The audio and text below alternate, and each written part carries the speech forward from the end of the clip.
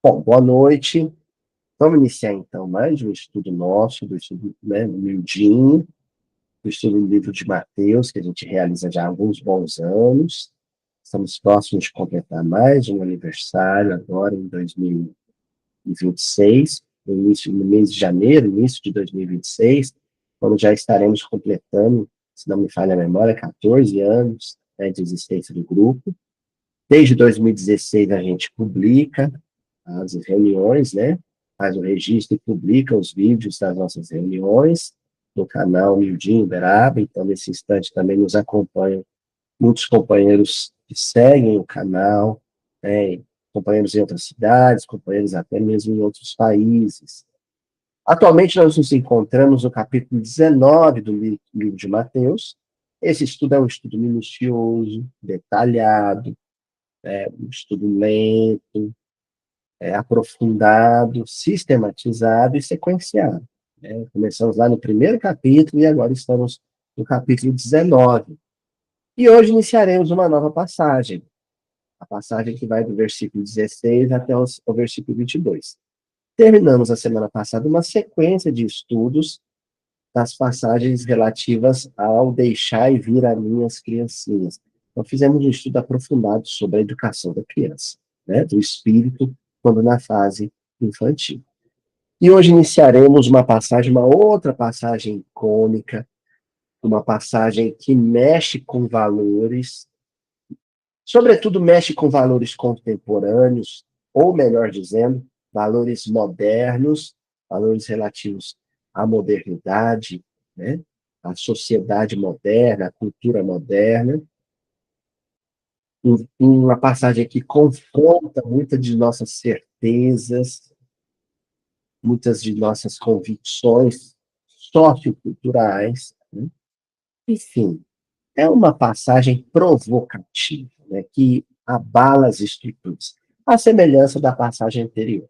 Então, não esperem mamão com açúcar, não, tá? É pedreira. Como diria seu Adelmo, né?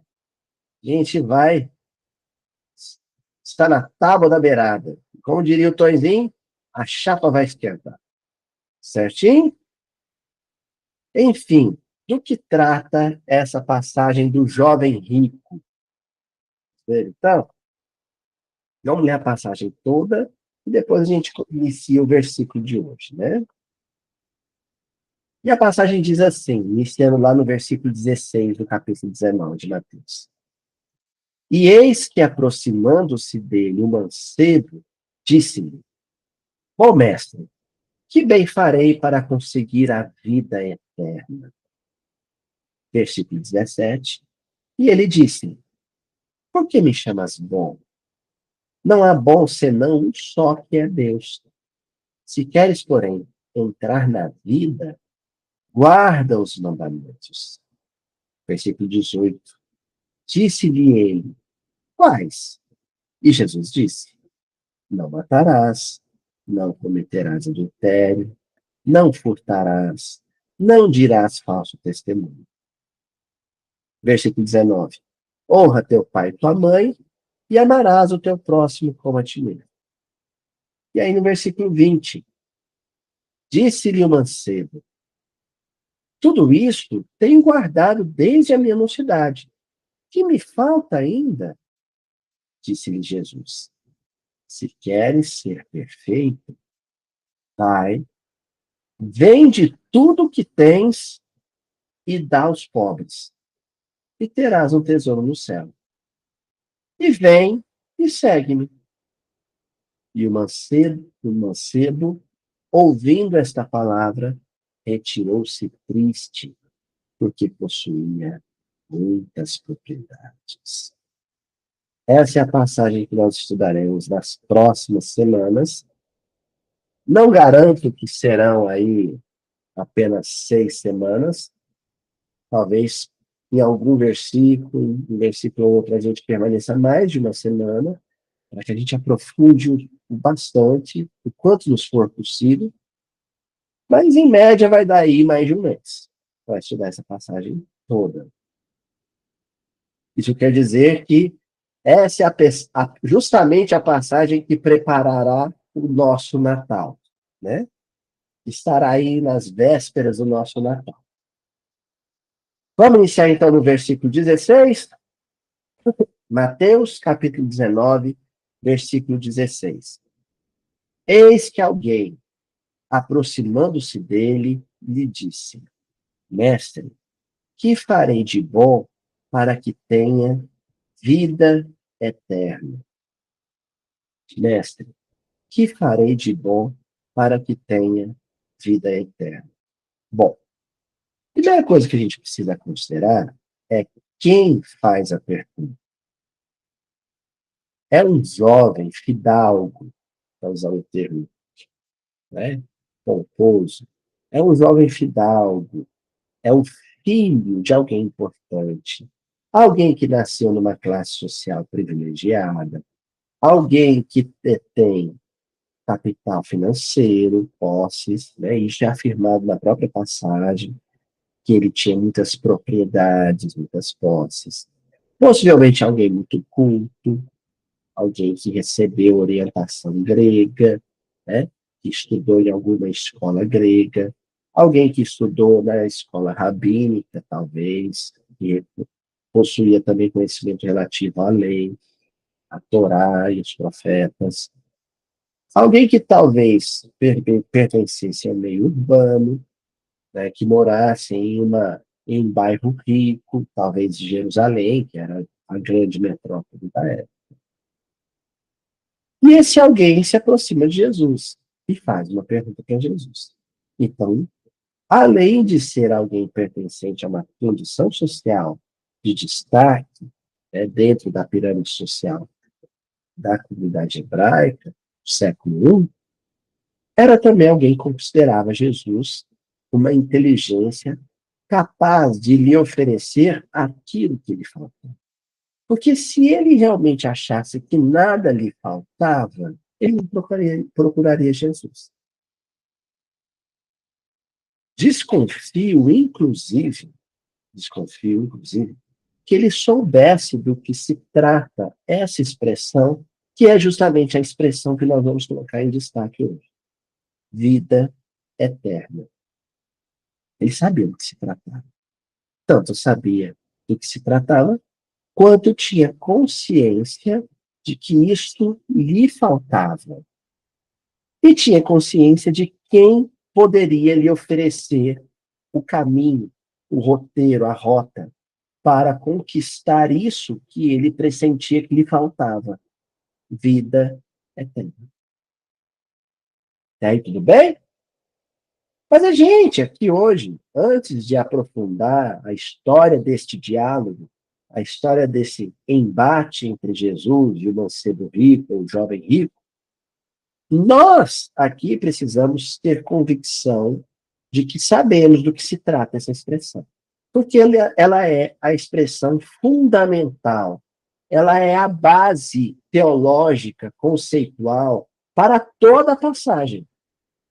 Se nós não entendermos do que se trata vida eterna, o que isso quer dizer, o que isso significa, a gente não tem fundamento para avançar nos versículos seguintes. Porque é justamente a concepção de vida eterna, ou a conceituação de vida eterna, que vai explicar a atitude ou a reação do jovem quando confrontado por Jesus.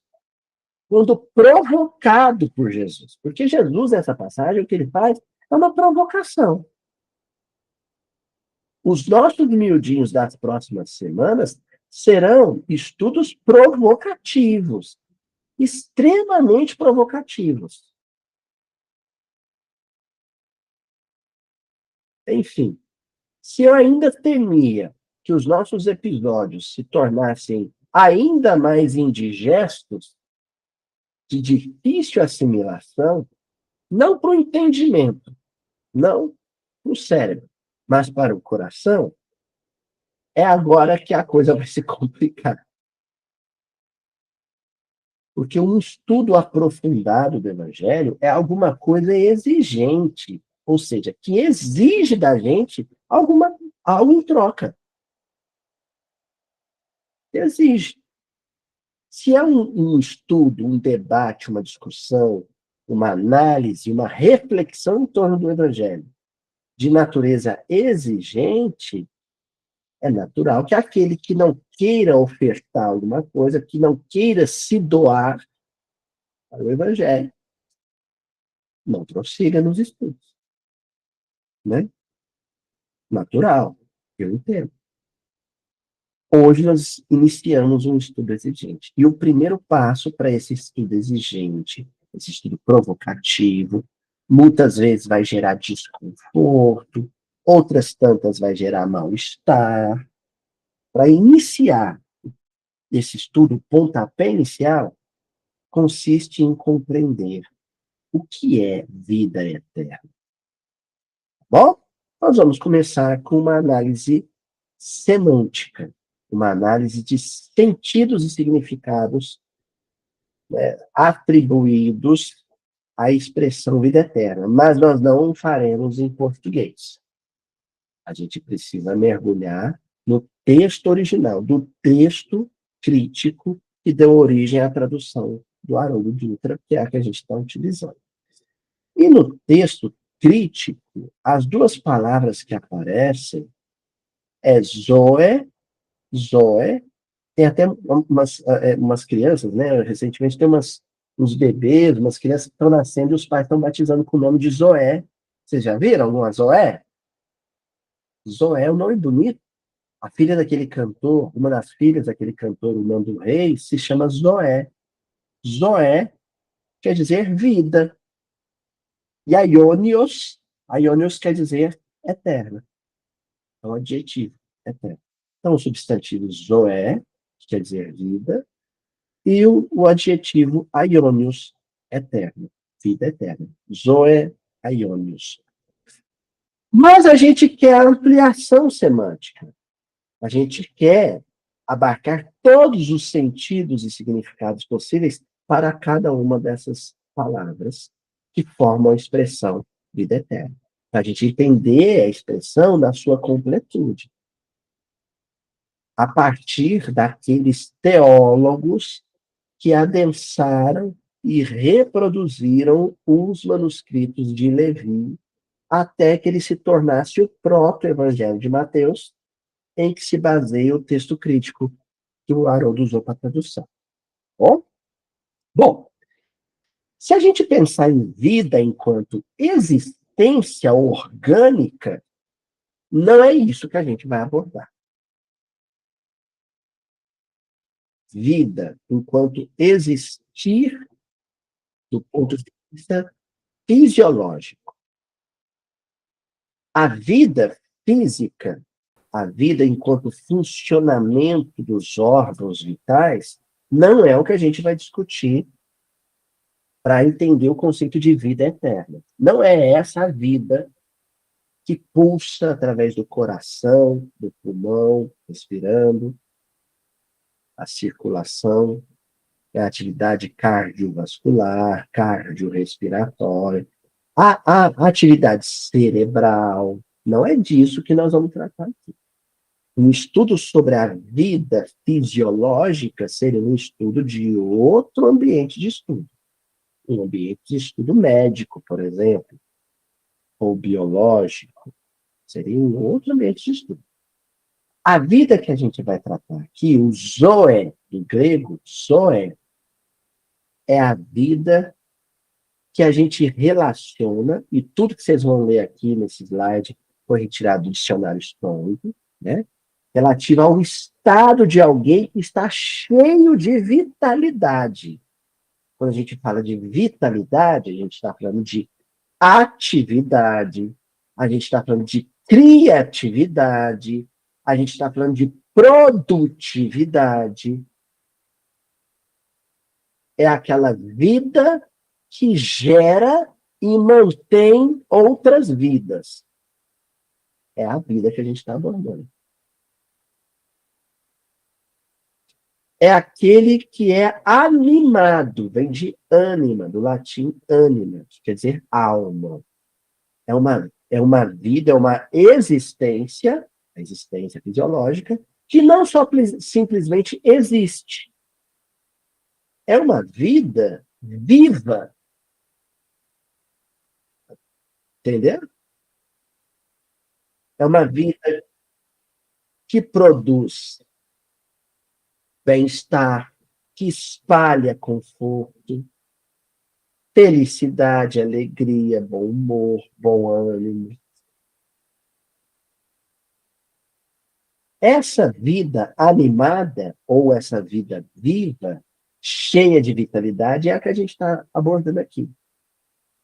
E aí continua o dicionário Strong, ó. Da absoluta plenitude da vida, tanto em essência como eticamente.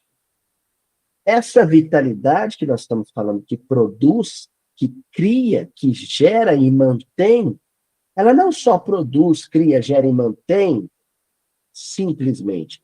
Ela produz, cria, gera e mantém aquilo que é bom, que é útil, que é justo, que é virtuoso. É dessa vida que nós estamos tratando. Vida real e genuína, em parte já aqui neste mundo, para aqueles que colocam sua confiança em Cristo. Aí, como o dicionário Strong é um dicionário interlinear, voltado ou afeito à espiritualidade cristã, ele está a serviço da teologia cristã, então ele vai trocar em miúdos. É a vida em Cristo. E depois da ressurreição, a ser consumada por novas bênçãos. É a vida de quem ressuscitou. Mas não a ressurreição fisiológica ou biológica. É a ressurreição espiritual. Aquele que estava morto e renasceu dentro da própria existência. Como é que é isso, Luiz? Vou completar o verbete, que aí eu explico isso melhor. Né? Entre elas, um corpo mais perfeito que permanecerão para sempre. Do que está tratando? Eu existo enquanto ser biológico, mas espiritualmente eu posso estar morto. Eu posso viver biologicamente, respirar, o coração pulsa, a atividade neurológica e neural está plena, íntegra. Mas espiritualmente, eu feneço, eu agonizo, eu sucumbo até ficar latente, letárgico, espiritualmente letárgico, adormecido, em coma profundo, espiritualmente. Isso acontece quando a minha vida não transmite bom ânimo e vitalidade para a vida de outros. Ao contrário, isso acontece quando o meu existir no mundo rouba a alegria de viver, bom ânimo e otimismo das outras vidas. Eu retiro isso delas, roubo isso delas. Esse é o espiritualmente morto. Quando a gente consegue se libertar deste cárcere, dessa gaiola espiritual, e tornar a nossa vida uma vida com significado, uma vida que gera vida, que espalha vida, que sustenta a vida de outros, aí eu digo que eu renasci, ou melhor, que eu ressuscitei. Que eu só passei a viver uma vida viva após essa transformação de sentido da vida. Quando eu deixo de viver como um morto e passo a viver como um vivo, espiritualmente vivo. Quando eu alcanço esta vida que espalha luz, essa vida que cintila como uma estrela, como um sol, que fulgura como chama, aquecendo e iluminando a vida de outros e acendendo a vida de outros, para que outros também brilhem no mundo, aí eu digo que eu vivo com Deus, porque todos vivem em Deus. Paulo já tinha afirmado. Em Deus nos movemos e em Deus existimos. Nada está fora de Deus. Nós estamos imersos, mergulhados em Deus. Deus é um oceano. Nós somos peixes que nos movemos e existimos em Deus. Mas nem todos que existem em Deus se sentem vivos.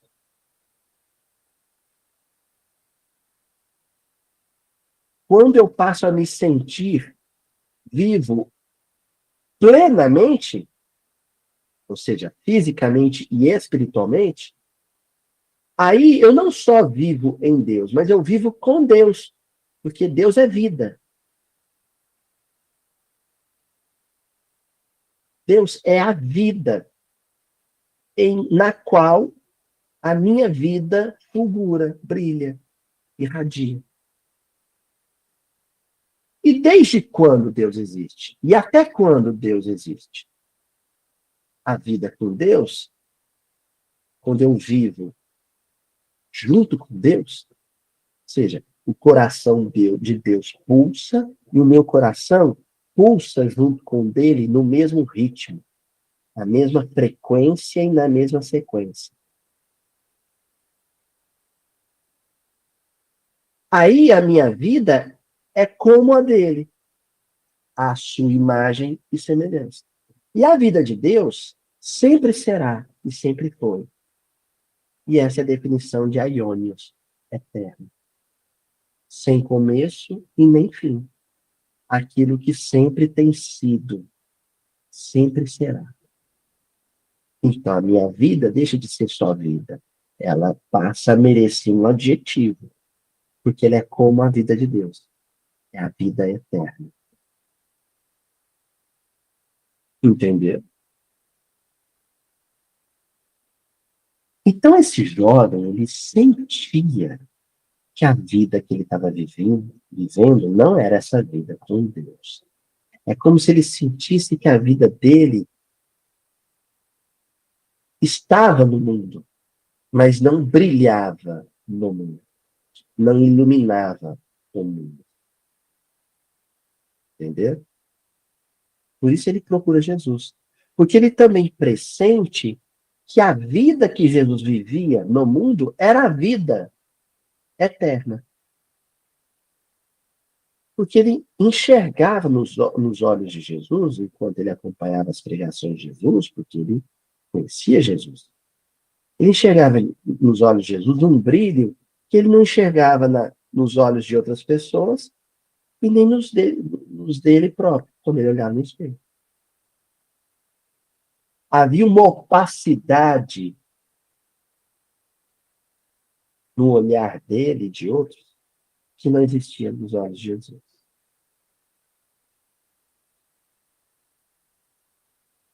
Havia na sua existência uma palidez que não existia na vida de Jesus. A vida de Jesus era colorida, fulgurante e colorida.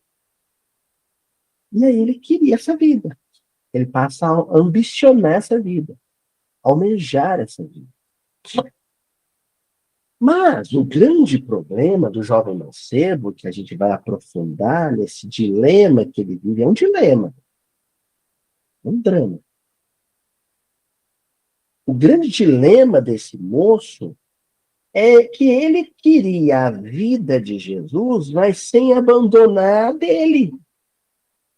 Ele achava ingenuamente que era possível uma coexistência das duas vidas. Porque a vida de Jesus, essa vida viva, essa vida que irradia vida, que espalha e transmite vida, é uma forma de estar no mundo. É uma forma de se relacionar com os outros. É uma maneira de se relacionar com Deus e com a criação de Deus. E é incompatível viver de uma maneira e da outra, a um só tempo, concomitantemente. Há uma incompatibilidade entre os dois modelos de vida, entre os dois padrões de vida. Não dá para viver as duas vidas. Ou é uma ou é outra. Não se pode servir a dois senhores. Ou se curva a Mamon, ou se rende culto a Deus.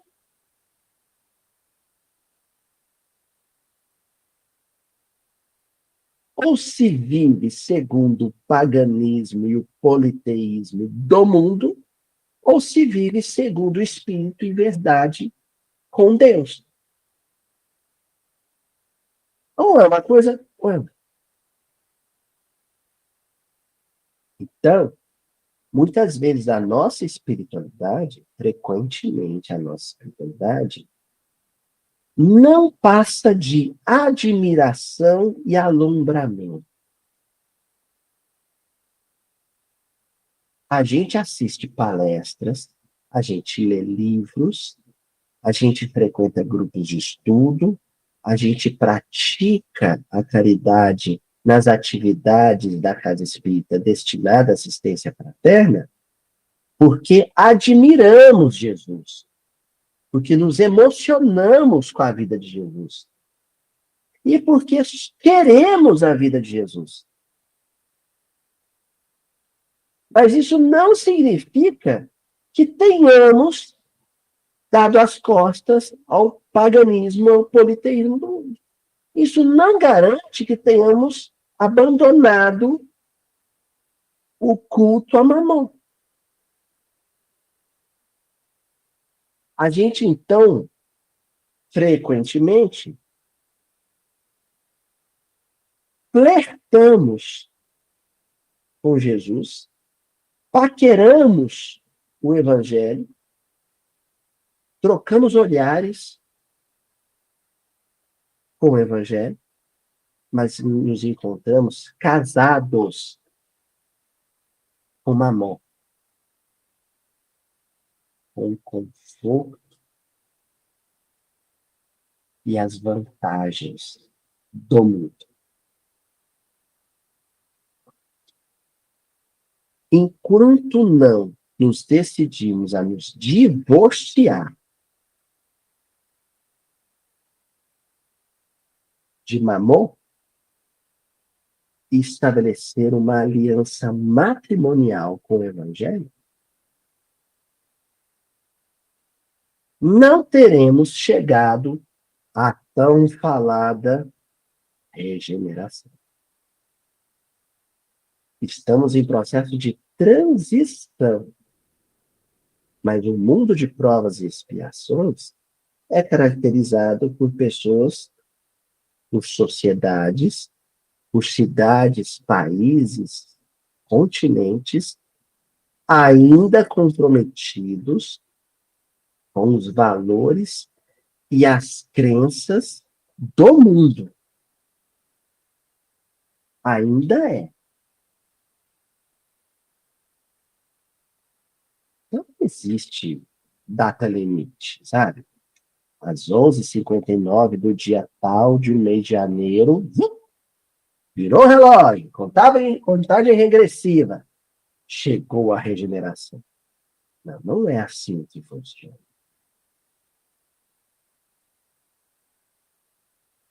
Primeiro, os nossos ídolos precisam ser despedaçados. Primeiro, os nossos ídolos precisam ser partidos, quebrados, cegados ao meio, pela mão divina. E quando no nosso altar, no altar do nosso coração, não existir mais os ídolos de pedra do mundo, os ídolos artificiais do mundo, quando não tiver mais um ídolo humano ocupando o espaço do nosso coração, do altar do nosso coração, aí então Deus tomará posse desse altar.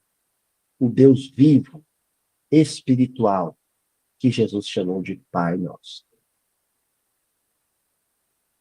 Então, o primeiro passo a gente já começou ele. Que maravilha! Que bom! Como a humanidade melhorou, viu, gente? Como ela está melhorando? Ela já flerta com o bem. Ela já paquera com o bem. Ela já se interessa pelo bem. A gente estudou na semana passada. A nova geração, esses espíritos estão chegando aí. São espíritos que se interessam pelo bem. Que querem o bem.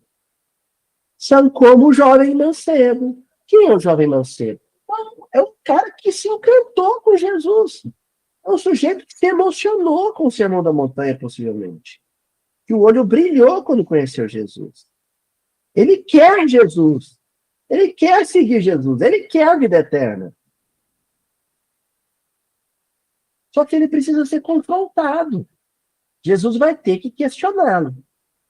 Você ainda tem um ídolo de pedra sendo reverenciado no altar do seu coração, meu caro jovem? Jesus vai confrontar. O que ele vai responder para Jesus é o que a gente vai ver nos próximos versículos.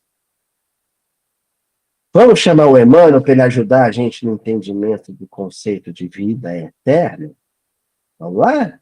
Ó, o livro Palavras de Vida Eterna. O que é o Evangelho? O Evangelho são as palavras, é o verbo destinado, consagrado ao estudo e o entendimento da temática vida eterna.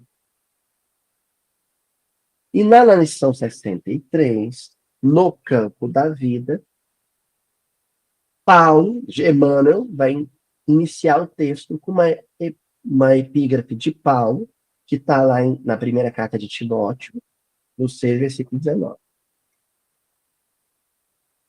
Em que Paulo afirma: entesourando para si mesmos um bom fundamento para o futuro, para que possam alcançar a verdadeira vida. Olha, o Paulo aqui está trocando em miúdos. Ele está usando uma outra expressão para o mesmo conceito. Vida eterna é a mesma coisa que verdadeira vida. É a vida de verdade. Existe uma vida que é aparente, uma vida que não é real porque ela tem início e fim, essa vida física nossa, essa vida entre o berço e o túmulo. E existe uma vida que é a verdadeira, que é aquela que precede o berço e transcende o túmulo. É a vida em espírito. É a verdadeira vida. Alcançar a verdadeira vida é tomar consciência dela. Tomar posse da verdadeira vida é tomar consciência dela. É tomar consciência de que esta é a vida a ser vivida. Só que essa tomada de consciência, que Paulo chamou de alcançá-la, alcançar a verdadeira vida, tomar consciência dela, exige que previamente, antesmente, para usar uma expressão do Guimarães Rosa, né? Antesmente, você tenha criado um fundamento, uma base. Quem não tem essa base de entendimento não alcança o conceito maior, o conceito áureo, o conceito superior de vida eterna.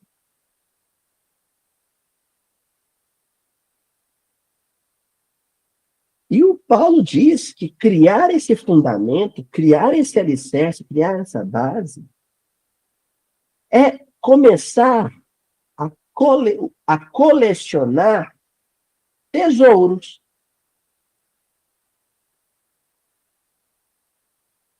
Pérolas de vida. Por isso que ele fala do entesouramento, entesourando para si mesmos um bom fundamento.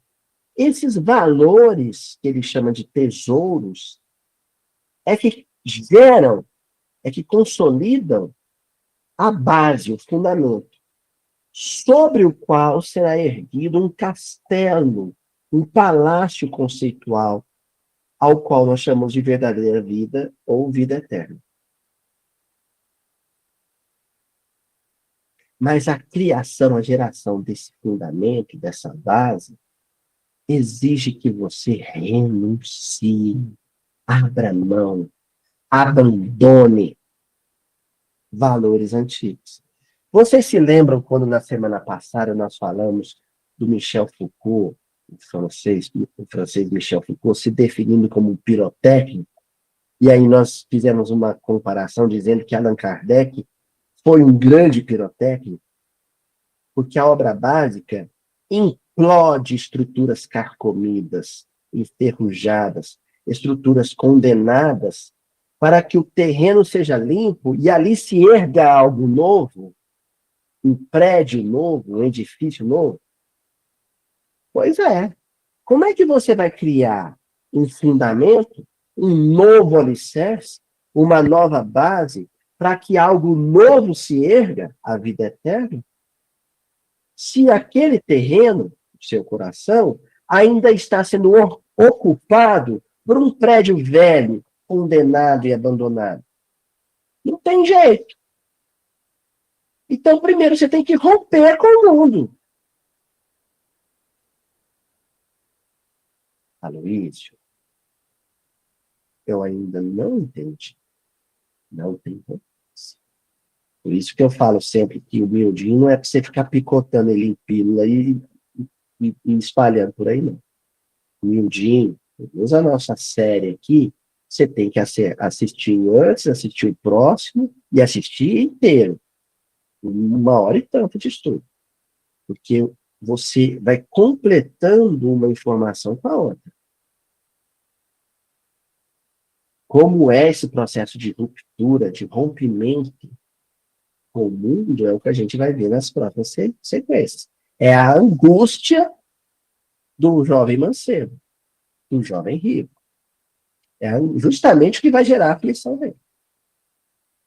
Mas hoje a gente vai pincelar algumas ideias que nos permitirão essa compreensão aprofundada depois. Olha o que o Emmanuel diz. Se te encontras interessado no próprio aperfeiçoamento, aproveitar é a palavra de ordem. Aproveitamento. A vida biológica, ela tem data para iniciar e data para findar.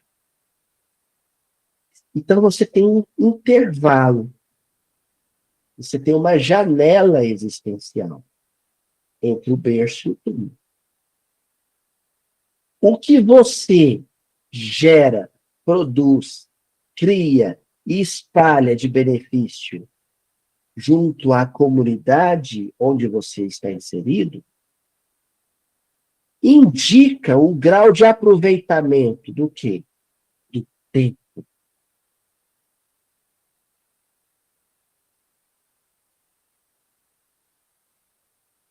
Cada hora, cada minuto e cada segundo que você gastou, consumiu com ações, pensamentos e emoções que não geram luz, que não espalham benefícios reais, foi 1 hora, 1 minuto e 1 segundo desperdiçado. Em outras palavras, não aproveitar. Continua, Emmanuel. Se pretendes avançar ao encontro do melhor, despoja-te do inútil.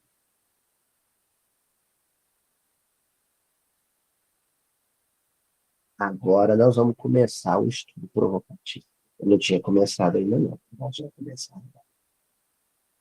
Rede social, Instagram, WhatsApp, com receita de bolo, de torta, de pizza, de macarrão, com gracinha de pet, com pet que dá cambalhota, com fofoca de celebridade, com briga política. É minuto jogado no lixo.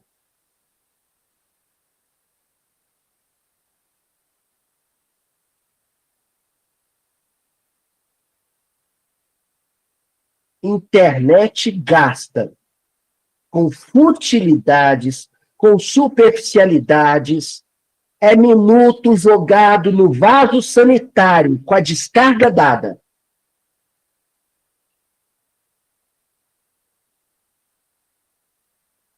Agora, depois que eu fui mais claro, nós vamos repetir a frase do Emmanuel. Se pretendes avançar ao encontro do melhor, despoja-te, livra-te de tudo que for inútil, que não te acrescenta valor, cultura, conhecimento, entendimento, compreensão da vida espiritual.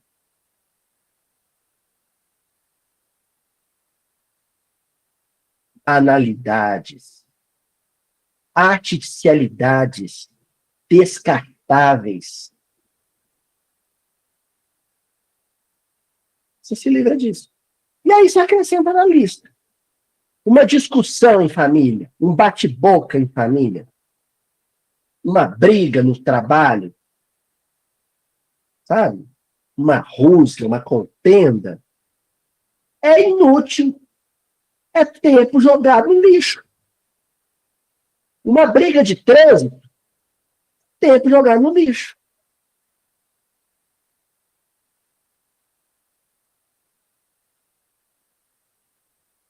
E os minutos, os segundos e as horas que nós consumimos sofrendo, vou repetir a palavra e escutem ela com letras garrafais, sofrendo por conta da posse de bens materiais ou a perda de bens materiais, a conquista de títulos e cargos ou a perda de títulos e cargos, é minuto jogado no lixo.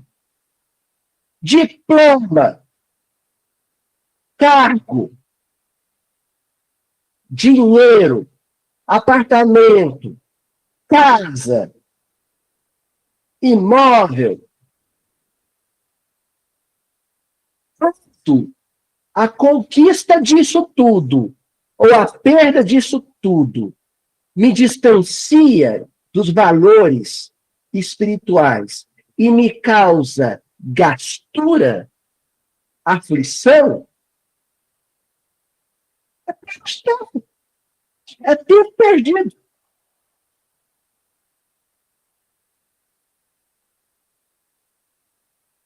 Nós vivemos uma sociedade onde um percentual considerável dos trabalhadores, dos profissionais, se encontram com burnout, porque o ofício, o ganha-pão, se tornou angustiante, se tornou aflitivo. E se tornou angustiante, e se tornou aflitivo, porque tomam da sua vida uma parcela abusiva de tempo. Rouba, sabe? Vampiriza desses profissionais o tempo que lhe era da família, do cuidado com o corpo, do repouso, do trabalho filantrópico, voluntarioso. Vai sugando, sugando, sugando. E cada segundo, cada minuto que a conquista de uma posição na pirâmide social, uma posição financeira, a segurança profissional e material, vai te roubando daquilo que você devia estar vivendo com seus pais idosos, com seus filhos pequenos, daquilo que você deveria estar vivendo em termos de cuidado do corpo, bem-estar do corpo. Esse tempo que te foi roubado, ele não é seu, ele é do mercado. Ele te pertence, mas perdeu.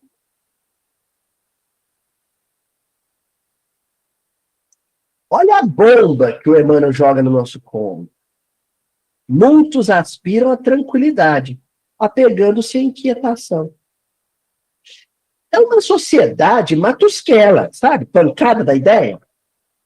Porque é uma sociedade em que o sujeito diz assim, eu trabalho para ter estabilidade. Eu trabalho de noite para ter tranquilidade. Você perde sossego para ter sossego. Você perde tranquilidade para ter tranquilidade. A conta não fecha, gente. A conta não fecha.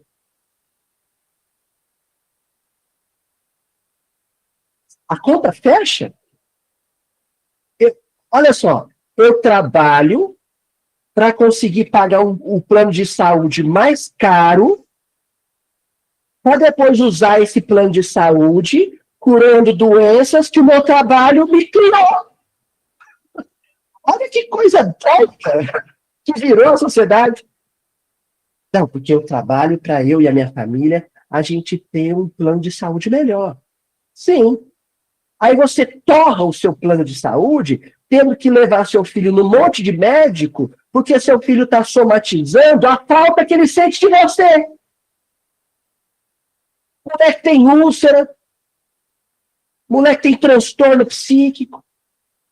Aí, o plano de saúde que você trabalha mais de 8 horas por dia para poder pagar, oferece um médico que vai curar as doenças do seu filho que a sua ausência gerou nele.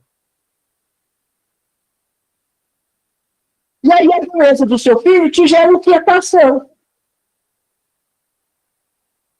Então, essa entrega absoluta sua ao mercado de trabalho, na verdade, te trouxe inquietação. Verdade.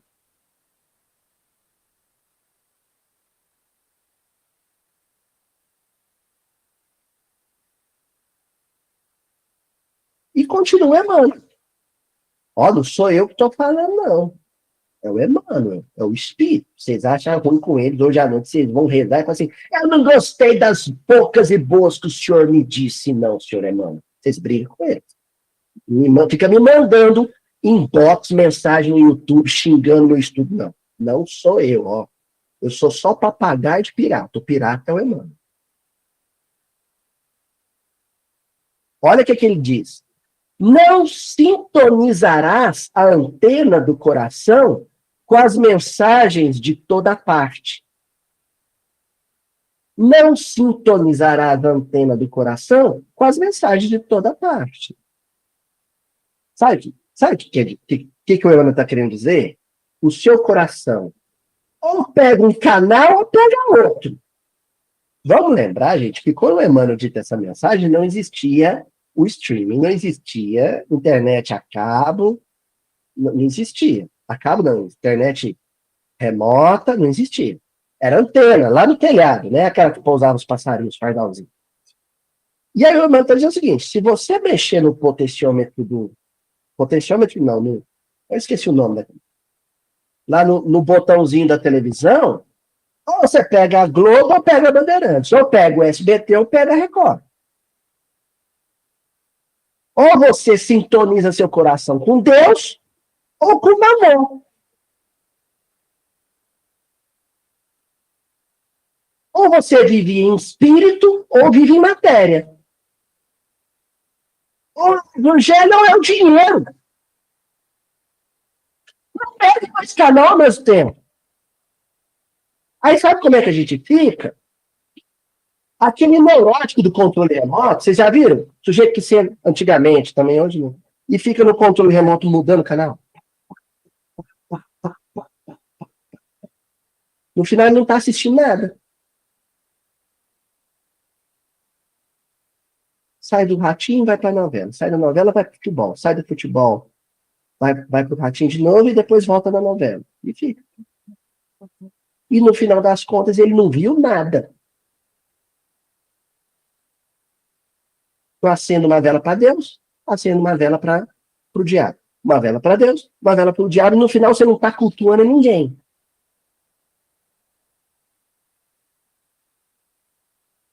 No final das contas, você não vive. É uma vida vã de vazia, oca, sabe? Você é espiritualmente oco por dentro. Então, seguimos com Emmanuel. Recolherás aquelas que te enobrecem, não comprarás aflições. São aforismos que o Emmanuel vai soltando, que cada um é uma puxada de tapete, assim, mas te dá um tombo. Se acordar, sabe? Recolherás aquelas que te enobreçam. Então, de tudo que circula ao meu redor, em termos de sugestões espirituais, é disso que o Emmanuel está falando, e ele discute a questão da sugestão muito bem no livro Pensamento e Vida. Mas chegam sugestões o tempo inteiro, sugestões. Do pensamento que eu quero pescar.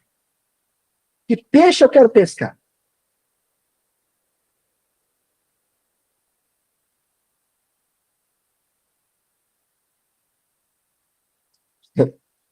Eu vou entrar lá na rede social, a famigerada rede social, e vai começar a aparecer um videozinho lá, um não sei o quê, uma postagem lá, que mostra o carro novo, que foi lançado agora, que é o mesmo carro, só que novo. Eles falam assim, novo fulano de tal,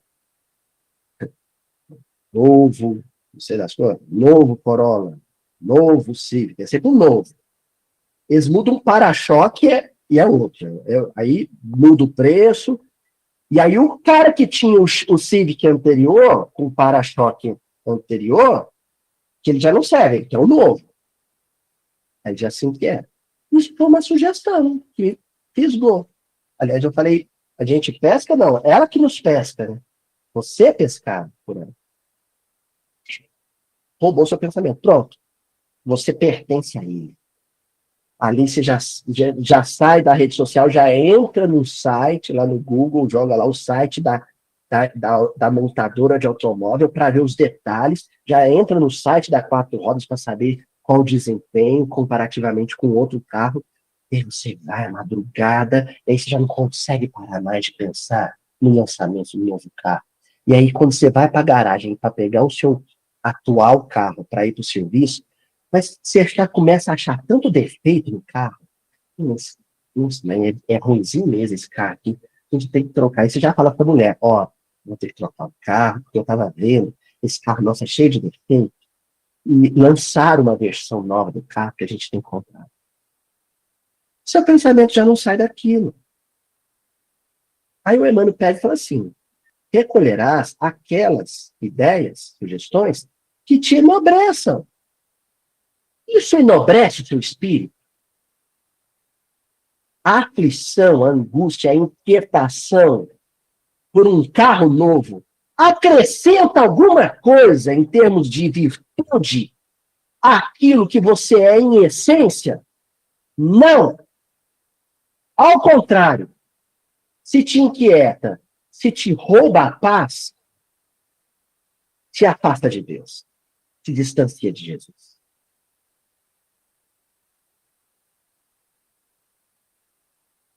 E aí o Emmanuel dá um mandamento para a nossa vida. Não comprarás aflições. E ele usa o verbo comprar. Porque o verbo comprar é a ruína da nossa civilização. A necessidade de comprar, a compulsão, a tara por comprar, nos provocou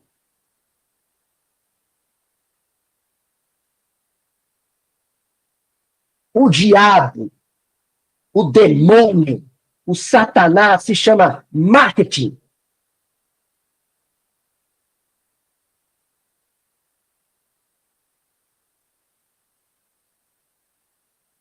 Os marqueteiros são frequentemente instrumentos de uma civilização, de um modelo de civilização, um conjunto de crenças e valores sociais que nos tem adoecido, que nos tem trazido, sabe o quê?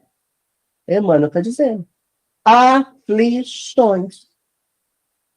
Aí o Emmanuel fala assim, olha, não comprarás aflições. Não compra isto. Não compra cristão.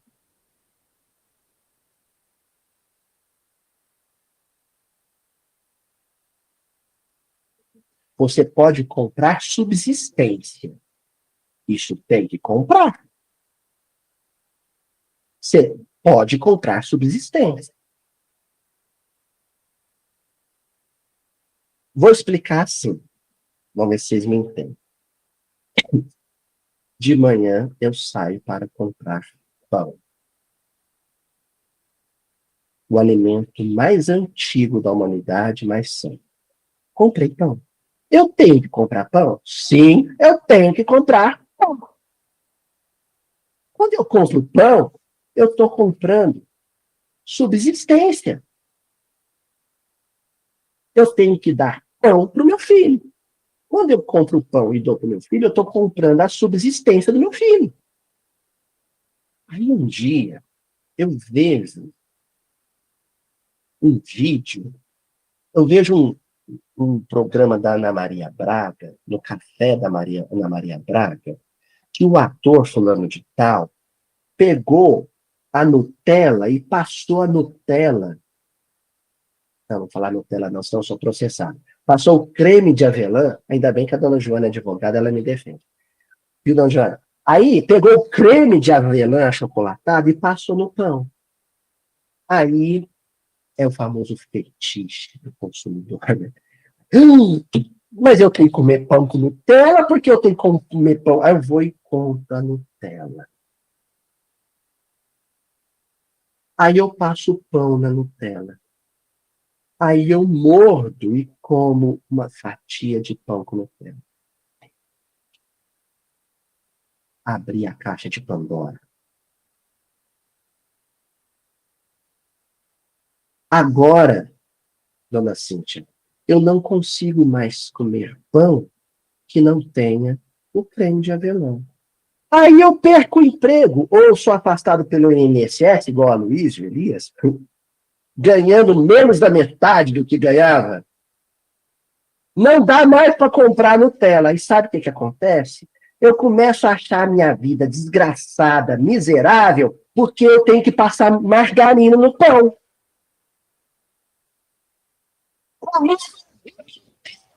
Margarina, achando uma delícia. Aí eu provei a Nutella. Aí não posso mais comprar Nutella. Aí o pão que eu tenho que comer passa a não prestar. Mas antes prestava. Entendeu?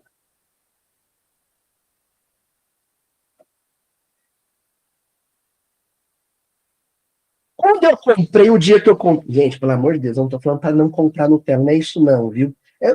Eu estou falando com gente inteligente, né? Nós só estamos dizendo para você não comprar Nutella como quem compra aflição. coma a Nutella e a margarina com a mesma alegria, com o mesmo entusiasmo, e dizendo: o pão nosso de cada dia dá-nos hoje, Senhor. Com Nutella ou sem Nutella, com margarina ou sem margarina, fresco ou duro, agradecendo. Quando você se impõe condições para ser feliz, e quando essas condições estão atreladas àquilo que você pode comprar, você é um aflito.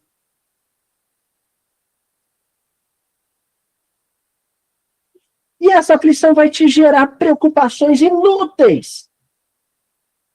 E aí vem o Emmanuel, nesse texto monumental, e diz assim: preocupar-te-ás com o que for justo. Com o que for justo. Não me preocupar se o meu filho é bom com os colegas. Não se o meu filho tem ou não o último videogame. Eu vou me preocupar se o meu filho trata a professora com respeito. Não se ele vai ou não na excursão para o parque.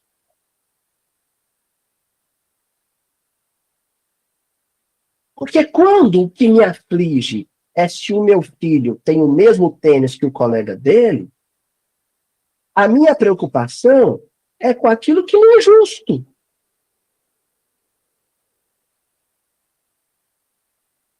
Mas quando eu me preocupo com o caráter dele, somente com a maneira como ele trata os outros seres humanos, aí eu me preocupo com alguma coisa justa. Pré-ocupo. Eu me ocupo previamente. Ou seja, eu ajo antes, eu oriento antes, eu ofereço exemplo antes, para que depois ele vivencie esses valores. Para que posteriormente ele vivencie esses valores. Essa é a única preocupação justa de um pai de família, de uma mãe de família. A única. Meu filho tem que comer, não importa o quê. Meu filho tem que beber, não importa o quê. Meu filho tem que vestir, não importa o quê. Quando você passa a selecionar o que ele tem que comer, vestir ou beber, e tornar aquilo uma aflição, tem alguma coisa errada na sua experiência parental.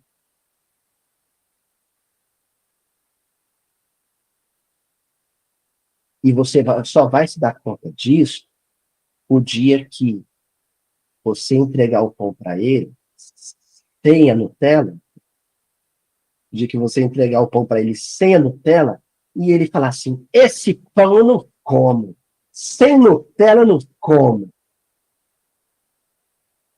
O dia que isso acontecer, você fala: opa, tem um trem errado aí, tem um negócio esquisito aí. O dia que ele falar que não come o arroz requentado, outro dia eu vi um vídeo disso, me mostraram. Outro dia me mostraram um vídeo de uma menina que falou que não ia comer o arroz esquentado. Só comia se fosse fresco. Aí tem um trem errado na maneira como você está educando.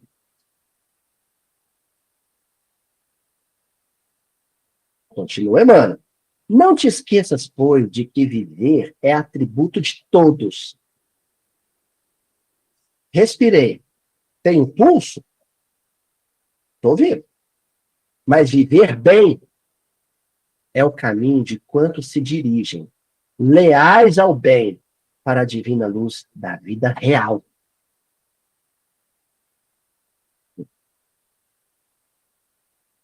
Pulso todo mundo tem.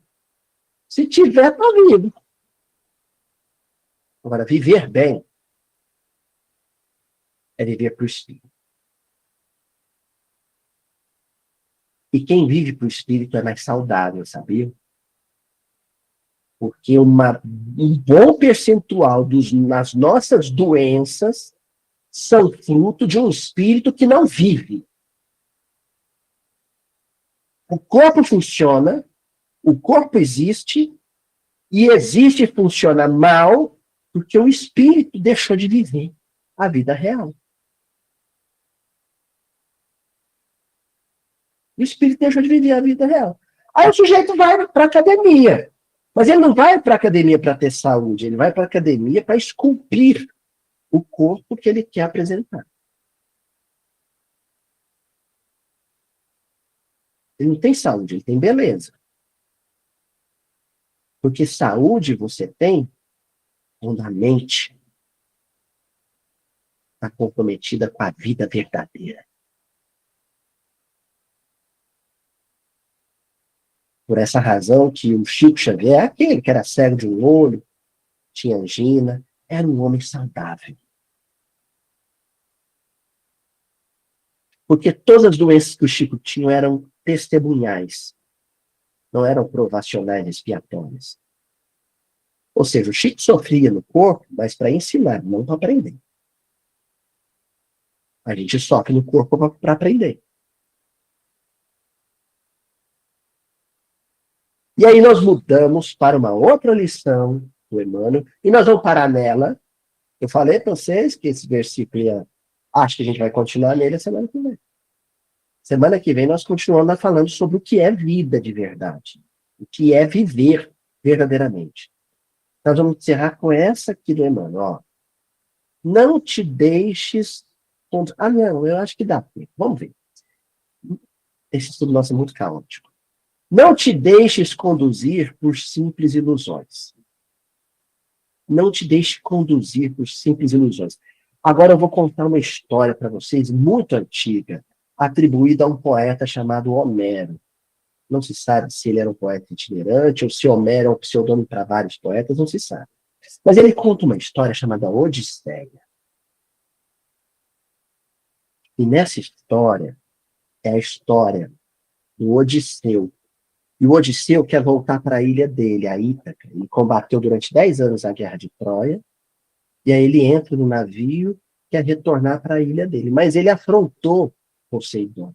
Ele enfrentou Deus, e o Deus falou, você vai até voltar, mas você vai comer o pão que o Poseidon amassou. Você vai sofrer. Vai sofrer horrores para voltar para sua ilha. E aí ele vive vários percalços. Só que eu queria chamar a atenção para um percalço. É quando ele e a tripulação precisam atravessar uma parte do Mediterrâneo onde se encontravam as sereias. Sereia naquela, não é Ariel, não, da Disney, não, viu, gente? A sereia lá da Odisseia são monstros. São monstros. Monstros marinhos. Mas você sabe como é que esses monstros marinhos faziam para devorar os marinheiros? Através do canto. Era um canto sedutor, hipnótico. E aí o Odisseu, ele faz o seguinte. Eu vou colocar cera de ouvido no ouvido da minha tripulação, para nenhum escutar o canto da sereia e não se lançar no mar. Porque os marinheiros, se chutavam o canto da sereia, se lançavam no mar, a sereia ia lá e devorava eles. E ele precisava ouvir para conduzir o barco, para escutar, né, o ruído do vento. E aí, o que ele faz? Ele se amarra ao leme. Assim, mesmo que ele escutasse o canto das sereias, ele não se lançaria ao mar. É a estratégia do Odisseu. Mas sabe o que acontece? Os títulos e cargos e posses e bens materiais do mundo são sereias cantando. E nós, muitas vezes, os bobos que se lançam ao mar da produtividade, porque a palavra do nosso tempo é produtividade, metas. As planilhas e planilhas de Excel estabelecem metas. E você tem que atingir as metas. E aí você quer destaque. Você quer, sabe o quê? Notoriedade. Você quer se destacar entre os demais, batendo metas. E aí você pula no mar, porque a sereia cantou, você ouviu e se lançou ao mar. E aí ela vai te devorar lentamente. Ela vai saborear sua carne. lentamente. Ela vai saborear sua carne na forma de adoecimento psicossomático ou de loucura.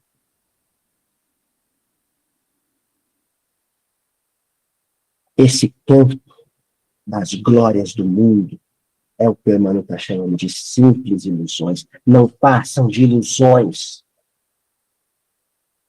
Não passam de ilusões. Atende aos valores substanciais da vida imperecível. O que é real, o que é imperecível, o que não perece, o que não apodrece, o que não morfa, o que não enferruja, é apenas, unicamente, o afeto que se constrói com os outros, na convivência familiar, amigável, com o semelhante. Lembra-te, diz Emmanuel, lembra-te de que o câmbio das situações e valores é diferente na vida verdadeira, para a qual te diriges de momento a momento. Isso que é o mundo. Essa frase dele é o mundo. Primeiro, ele é irônico. A ironia emanuelina, a fina, a elegante ironia emanuelina. Ele usa a palavra câmbio, uma palavra que normalmente a gente usa para falar do quê?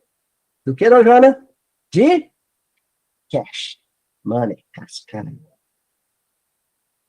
Mas aqui o Emmanuel falou assim, o câmbio que a gente tem, o único câmbio com o qual a gente tem que se preocupar, a única troca de valores que a gente tem que se preocupar, é aquelas relacionadas à vida verdadeira.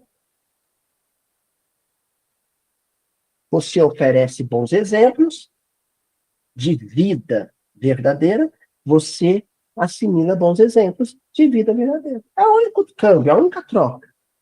O único escambo que a gente tem que se preocupar e se ocupar. Sabe por quê que ele diz isso? Porque a vida verdadeira, a vida do espírito, é aquela para a qual a gente se dirige, momento a momento. Vou falar um negócio para todo mundo aqui agora. Vocês sabiam que a cada segundo que passa, vocês estão mais próximos da morte? Pode ser sarado o tanto que for. Pode ir no melhor médico do Albert Einstein. A cada segundo que passa, você está mais perto da morte.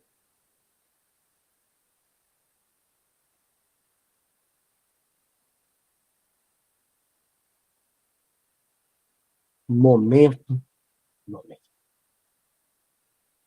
É uma ampulheta, grão por grão da água escorrendo. E o tempo inteiro, Deus sussurrando no seu ouvido através da consciência.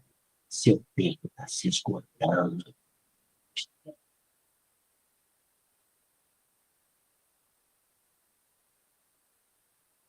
Por isso, que a única coisa que eu desejo a todos vocês aqui em Uberaba, por exemplo, é que façam pelo menos uma breve visita ao Hospital Eliangote. Tudo muda ao Hospital de Barretos, ao ENCOR em São Paulo, que visitem pelo menos uma vez na vida um CTI. E eu digo mais para vocês, se uma visita ao CTI como visitante não for suficiente, terá que ser como paciente. E se a estadia no CTI como paciente não te for suficiente para despertar, você vai despertar na vida verdadeira. Tomando consciência de que viveu 60 anos, 70 anos, 80 anos de uma vida falsa, fake.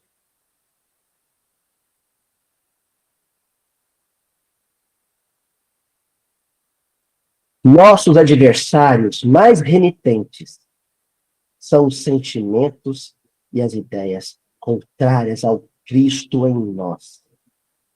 É muito simples a equação. Como Jesus viveu? Como é que ele viveu? É um que não teve onde cair morto. Como é que eu sei que ele era morto de fome? Porque o tempo inteiro o evangelho diz assim, e Jesus ceou na casa de Zaqueu.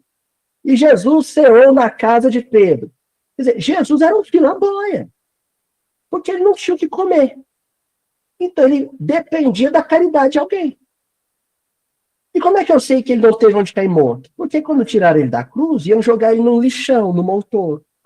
Aí o José de Arimateia ficou com dó da família, da Maria, chorando, falou, deixa que eu enterro ele, ponho ele no túmulo da minha família. Então Jesus não tinha onde cair morto.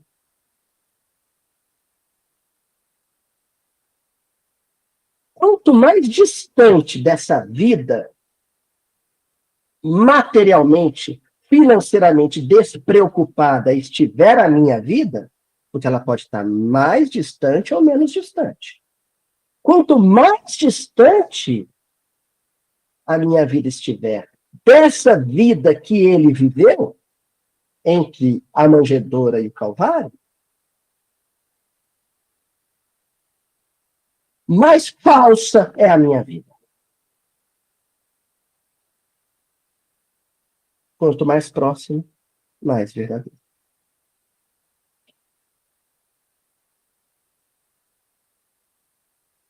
Por que eu estou dizendo isso? Porque o Emmanuel falou que esse distanciamento é o único inimigo que eu realmente enfrento na vida. O único adversário. E esse distanciamento é o adversário, mas essas distâncias que eu vou estabelecendo entre a maneira como eu vivo e a maneira como Jesus viveu, são remitentes. Por que são remitentes? Porque já perseveram há várias existências. Já tem encarnação após encarnação que eu vivo do mesmo jeito, da mesma porcaria. A mesma forma mentirosa de se viver. Põe coroa, tira coroa. Senta em trono, faz de trono. Escraviza, é escravizado. As nossas últimas encarnações têm sido uma mesmice. É um tédio existencial, porque é a mesma tecla, mesma tecla, mesma tecla. Ganhar dinheiro, gastar dinheiro, ganhar dinheiro, gastar dinheiro, ganhar dinheiro, gastar dinheiro, morreu. Reencarna. O que eu fiz da minha vida? Arrepende. Mais uma chance. Vai de novo, vai lá, ser feliz. Acorda muito. Eu tenho corpo, eu tenho cérebro, vou ganhar dinheiro, gastar dinheiro, ganhar dinheiro, gastar dinheiro, posses, posses, posses, posses, bens, bens, bens. Dá-lhe cartório, registro, mais uma escritura, que maravilha. Mais um carro, opa. Morri. Ai, o que eu fiz da minha vida? E repete. Sabe? Mas,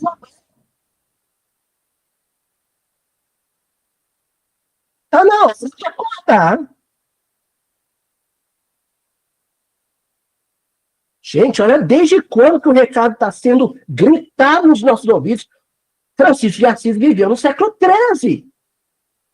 1200. No século XIII, Francisco de Assis tirou a roupa na Praça de Assis, porque o pai falou para ele, você está entregando para os pobres os meus bens. Francisco de Assis falou assim, são seus bens? Então toma aqui, ó. Tirou a roupa e entregou para ele. Toma aí. Eu estou com o único bem que não é seu.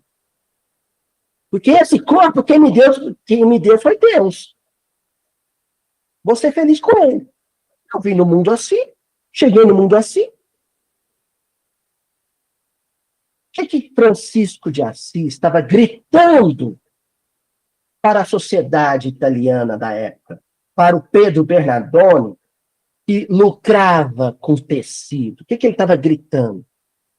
De sofrer porque você foi numa festa e a fulana estava com o mesmo vestido. Para de sofrer porque o seu marido pôs uma camisa amarrotada, porque ninguém chegou nesse mundo vestido.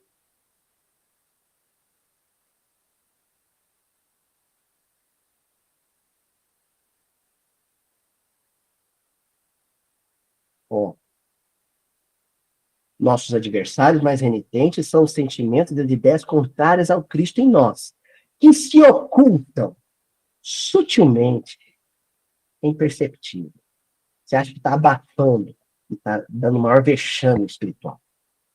Se oculta sutilmente nos mais recônditos escaninhos da nossa alma, aquelas gavetinhas, constrangendo-nos a perder os mais altos prêmios de elevação na oficina terrestre. No fundo, você é uma criatura extremamente frustrada, com uma autoestima muito baixa, porque acha que o que vai fazer você ser importante é o tamanho do carro, da caminhonete que você tem, ou o brilho da sua roupa ou da sua joia, ou a quantidade de cômodos da sua mansão. Você acha que vai ser mais significativa a sua vida porque ela ostentou mais, porque ela foi mais invejada, porque você postou o maior número de fotos no Instagram de resorts, onde você entupiu seu fígado, seu pâncreas com açúcar e gordura no all inclusive.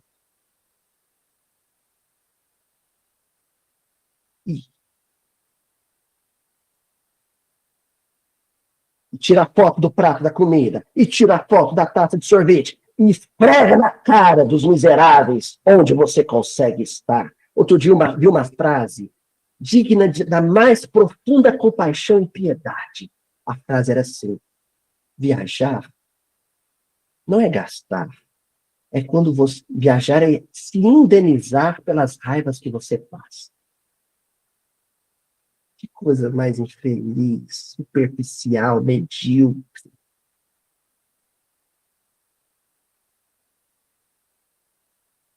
Uma vez o César Carneiro, meu professor e mestre César Carneiro, né, Dom João? Ele me disse, está muito cansado. Muito cansado, muito cansado. E a filha dele morava em Ubatuba. Não sei se na época ele já estava indo na casa da filha, não tenho certeza. Mas eu sei que ele ia para o litoral descansar. Aí ele falou com o Chico. Falou assim, Chico, eu vou tirar uns dias de descanso. Aí o Chico falou para ele assim, vai mesmo, meu filho, mas ó, César, 3 dias é descanso, 4 é preguiça. Só que o Chico não estava se referindo a um descanso do trabalho profissional. Porque senão, tem os workaholics que vão tirar 3 dias de descanso só e ainda vão levar para a praia o notebook para responder e-mail. E voltar correndo, mas não é para ser voluntário numa sopa. E nem para dar passe no hospital do câncer.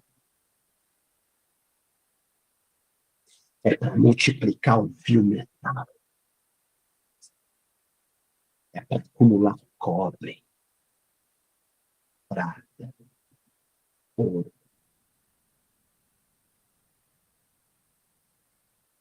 E finalizamos aqui, ó, no livro Caridade,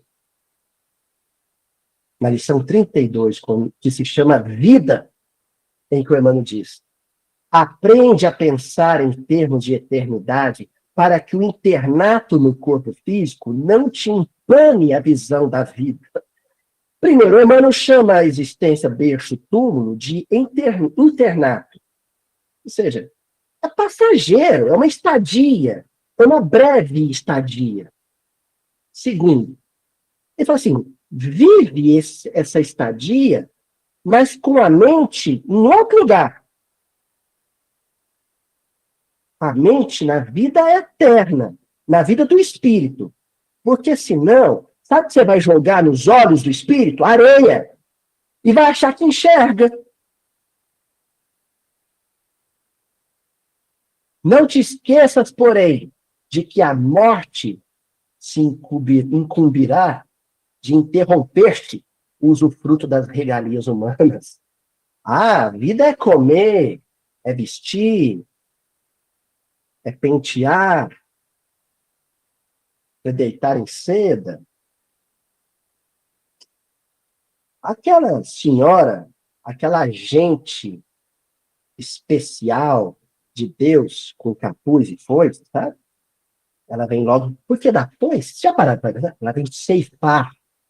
Ceifar. É a hora da ceifa. É a hora da ceifa. É inevitável. A ceifa chega para todos. Na aferição dos valores ou dos prejuízos. Aí é outra contabilidade. Você passou a vida inteira mexendo em planilha para descobrir se você lucrou ou teve prejuízo. A vida inteira. Você conduziu sua existência guiado por isso. Aí um dia, o seu avalista espiritual, o seu financiador da existência, vai chegar, olhar no seu olho e falar assim, agora vamos fazer a contabilidade. Espiritualmente, o que você ganhou e o que você perdeu. E você vai descobrir que está no baita do vermelho. Ó, quebrado, espiritualmente falido. Os valores ou dos prejuízos que haja angariado em favor ou desfavor de ti próprio, a fim de que não percas a necessária renovação para o grande amor. E a espiritualidade vai puxar o cinto, vai arrochar, sabe, a porquinha, vai dar um aperto, um arroxo ali, que é para te dizer, meu filho, isso é para você não perder a grande transição pela qual todo o orbe vai passar. Porque entre os panos do berço e os panos do túmulo, desfrutas simplesmente um dia curto no tempo ilimitado, dentro da vida imperecível, baseada na justiça perfeita e no amor sem fim. É coisa linda! Um sopro, vapor. Quando você vê, passou. Assim, adolescente, casei, primeiro emprego, passei no concurso, ganhei dinheiro, troquei de carro, outro imóvel, 3 imóveis, 4 imóveis, vou deixar de herança, deixou de herança. Os filhos estão brigando, você está no lado do plano espiritual dizendo, o que eu fiz? Não ensinei eles a partilhar. Não ensinei eles a partilhar com os estranhos, agora eles não sabem partilhar nem entre eles. E a sua tortura vai ver sangue de um irmão derramado pelo outro irmão, manchando o chão do imóvel que você trabalhou a vida inteira para conquistar. E o testemunho é este, que Deus nos deu a vida eterna e esta vida está em seu Filho, Jesus Cristo. Então, o que Jesus vai responder para o jovem rico nos próximos versículos? Vive a vida, a sua vida, como eu estou vivendo a minha, se espelha em mim, pauta a sua vida na minha, padronize a sua vida segundo os meus padrões, que você viverá a vida verdadeira. E aí, quando o jovem rico olha aquele morto de fome, que não tinha onde pousar a cabeça, ele entende o que ele ia ter que renunciar e abandonar para viver a vida verdadeira. Mas isso é cena dos próximos capítulos. Veja.